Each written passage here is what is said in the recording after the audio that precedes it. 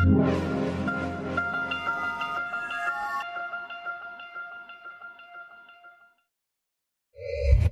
everybody, I'm Chiara, and in this video I will introduce you to some of the most advanced features of the settings page. Let's start with the network parameters. If the control unit is equipped with an Ethernet port, this section allows us to assign an IP address to it. There are 4 network parameters, and these are the IP address, the net mask, the gateway, and the TCP port.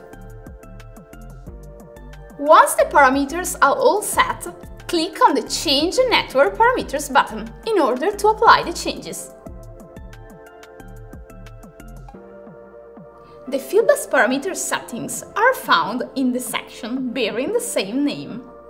These are the data encoding contained on the exchanged messages and the addresses in which the control unit reads and writes data. In particular, ProfitSafe requires that the F modules have a unique address within the network. It is possible to configure these addresses in this table by inserting them under the version of the connected PLC. The Change Fieldbus Parameters button is used to commit the changes to the control unit's memory.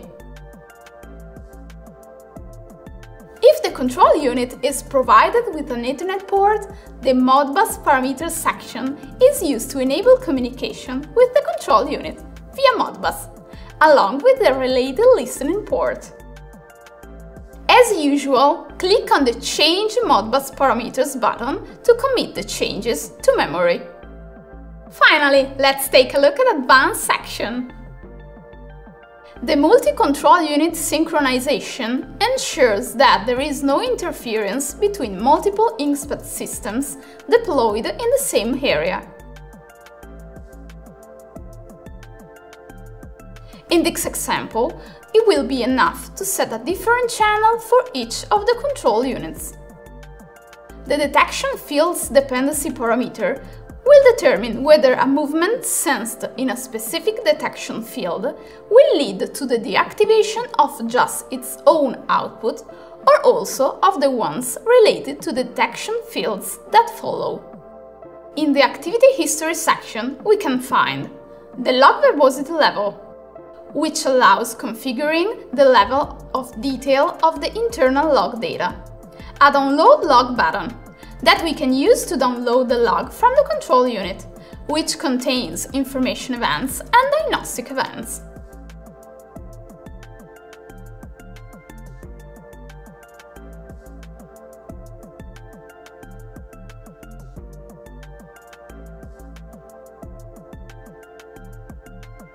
The Erase Log button allows us to delete the information events section.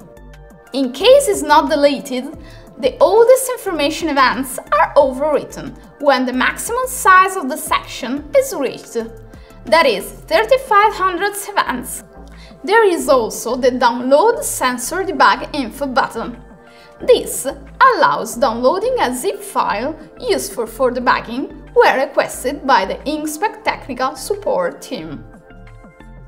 Finally, the Configuration Reports archive, which allows us to access the archive of previous reports and download the related PDF files to the PC. In this section, we can find a list of configuration checksums. Let's look at them together. The configuration report hash is a unique alphanumeric code computed by taking into account not only the entire configuration, but even the information which makes up the report, such as the details of the commit.